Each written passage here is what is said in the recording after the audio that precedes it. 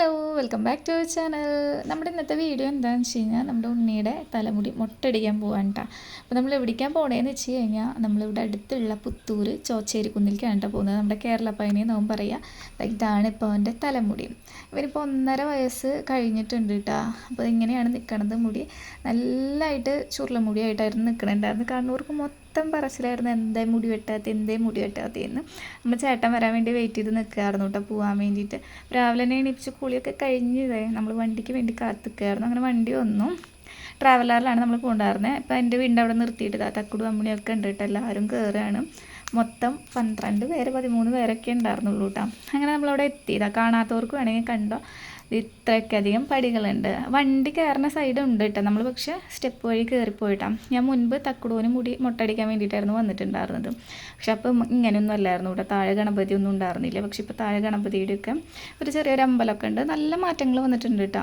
അങ്ങനെ നമ്മൾ ഗണപതിയുടെ അവിടെ നാളികേരമൊക്കെ വെച്ച് പൂജിച്ച് ആ നാളികേരം ഉടക്കുകയാണ് കേട്ടോ. ഉണ്ണിയുടെ പേരിൽ തന്നെയാണ് ചെയ്യുന്നുണ്ടായിരുന്നത്. പിന്നെ സ്റ്റെപ്പ് എത്ര എണ്ണമാണെന്ന് ഞാൻ എണ്ണീട്ടുണ്ടായില്ല. ഫസ്റ്റ് വട്ടം പോയപ്പോഴൊക്കെ ഞാൻ എണ്ണീട്ടുണ്ടായിരുന്നു.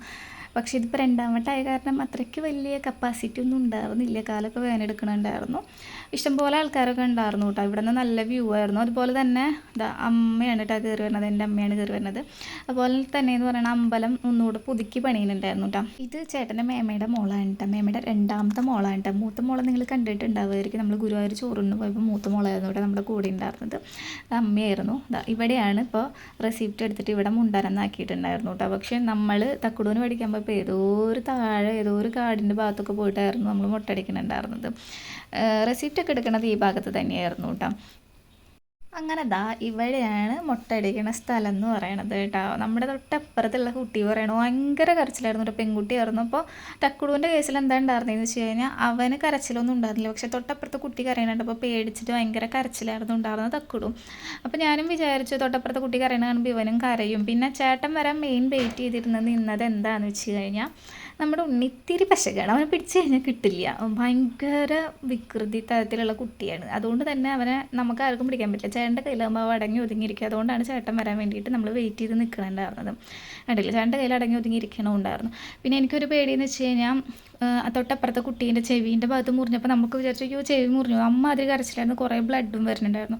അപ്പോൾ നമുക്ക് പേടി അയ്യോ തല മുറിയോ എന്ന് പറഞ്ഞാൽ ഞാൻ ചേട്ടനോട് പറയേണ്ടത് മുറുക്കി പിടിച്ചോളാം എന്നായിരുന്നു പറയുന്നുണ്ടായിരുന്നു. തല മുറിഞ്ഞിട്ട് പിന്നെ പറഞ്ഞിട്ടും കാര്യമില്ല. പിന്നെ നമ്മൾ ഉണ്ണിയുടെ ഡ്രസ്സ് ചേഞ്ച് ചെയ്യാഞ്ഞത് വേറെ ഒന്നും കൊണ്ടല്ല, മുടി മേലൊക്കെ ആയി കഴിഞ്ഞാൽ ഭയങ്കര ഒരു കുത്തലുണ്ടാവുമല്ലോ. അപ്പോൾ അത് അവർക്ക് വീണ്ടും ഒരു ഇറിറ്റേഷൻ ആവും. ഞാനിവന് വേറൊരു ഡ്രസ്സ് കയ്യിൽ എടുത്ത് പിടിച്ചിട്ടുണ്ടായിരുന്നു. അതുപോലെ കുറച്ച് കളിപ്പാട്ടങ്ങൾ, മിഠായി, അങ്ങനത്തെ കുറച്ച് സാധനങ്ങളൊക്കെ പിടിച്ചിട്ടുണ്ടായിരുന്നു. എങ്ങാനും വൈലൻ്റ് ആവുകയാണെങ്കിൽ എന്ന് വിചാരിച്ചിട്ട്. അപ്പോൾ ആദ്യമൊക്കെ ആൾ ഭയങ്കര സൈലൻ്റ് ആയിട്ടിരുന്നു കേട്ടോ. ഭയങ്കര നീറ്റായിട്ടിരുന്നു. എന്താ ചെയ്യണേ, മുടിയൊക്കെ കാണിച്ചു കൊടുത്തപ്പോൾ മുടി എന്നൊക്കെ ഇരുന്ന് പറയുന്നുണ്ടായിരുന്നു. ഒരു കുഴപ്പമുണ്ടായിരുന്നില്ല. എല്ലാവരും എന്നിട്ട് അതെങ്ങനെയായിരുന്നു പറഞ്ഞു ഈ ഒരു കുഴപ്പമില്ലല്ലോ. ചേട്ടൻ്റെ കയ്യിലായതുകൊണ്ടായിരിക്കാം മേ ബി ഇങ്ങനെ നല്ല കുട്ടിയായിട്ട് ഇരിക്കുന്നുണ്ടായിരുന്നത് കേട്ടോ.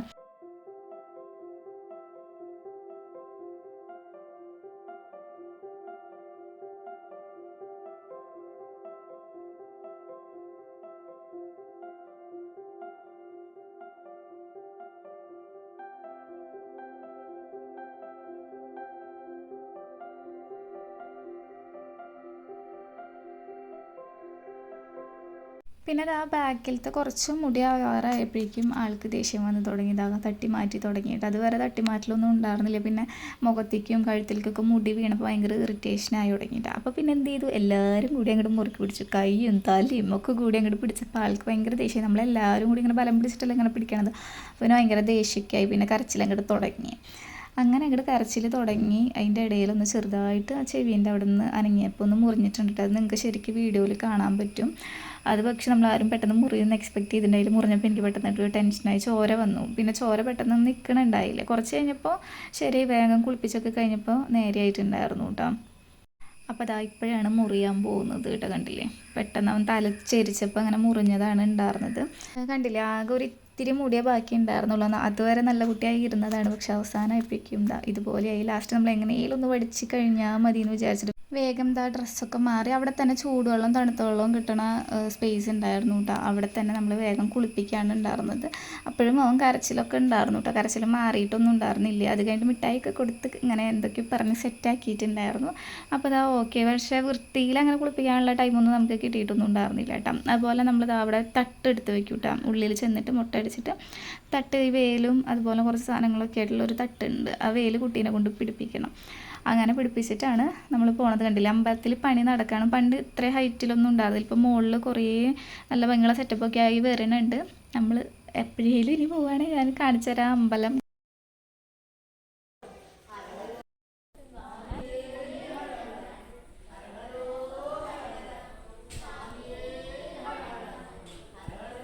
അങ്ങനെ അമ്പലത്തിൽ നിന്ന് ചന്ദനമൊക്കെ കിട്ടി അതൊക്കെ തേച്ച് നമ്മൾ കാവടി എടുത്തിട്ടുണ്ടായിരുന്നു കേട്ടോ. അവിടെ അമ്പലത്തിൽ ശരിക്കും അതിൻ്റെ ഉള്ളിൽ വീഡിയോ ഒന്നും എടുക്കാൻ പാടില്ല. അല്ലെങ്കിൽ ചെറിയൊരു ക്ലിപ്പ് കിട്ടിയതാണ്. അത് കഴിഞ്ഞിട്ട് ആ പ്രസാദത്തിൽ നിന്ന് ഒരു പഴം എടുത്ത് കൊടുക്കുകയാണ്. കാരണം നമ്മൾ രാവിലെ വന്നതല്ലേ. ഇതാ ഇത്രയും പേരാണ് നമ്മുടെ അവിടെ നിന്ന് വന്നത്. ചേട്ടൻ്റെ പെങ്ങളുണ്ട്, പിള്ളേരുണ്ട്, അമ്മയുണ്ട്, എൻ്റെ ചേച്ചിയുണ്ട്.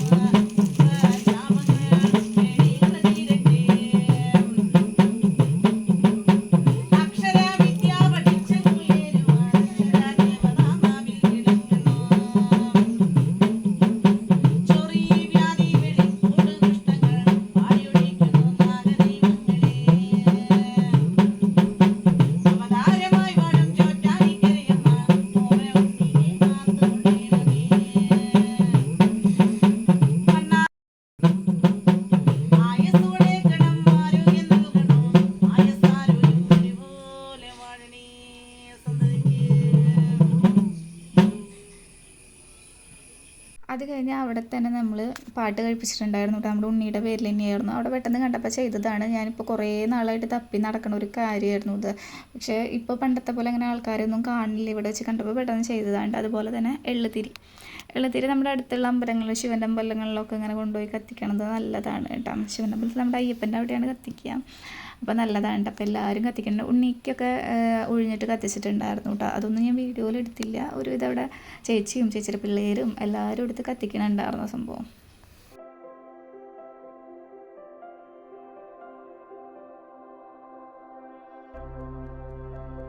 പുറത്തുനിന്നാണ് കേട്ടോ നമ്മൾ പ്രസാദം വാങ്ങണത്. പ്രസാദം എന്ന് പറയുന്നത് നമ്മുടെ അവിടുത്തെ പഴനിയിലത്തെ പോലെ തന്നെ പ്രസാദം പഞ്ചാമൃതമാണ് കേട്ടോ ഇവിടെയും ഉള്ളത്. അത് കഴിഞ്ഞിട്ട് നമുക്ക് ഇവിടെ നിന്ന് തന്നെ സദ്യ ഉണ്ട് കേട്ടോ. സദ്യ പറയണത് എല്ലാ ദിവസവും അന്നദാനം പോലെ ഉണ്ട് കേട്ടോ.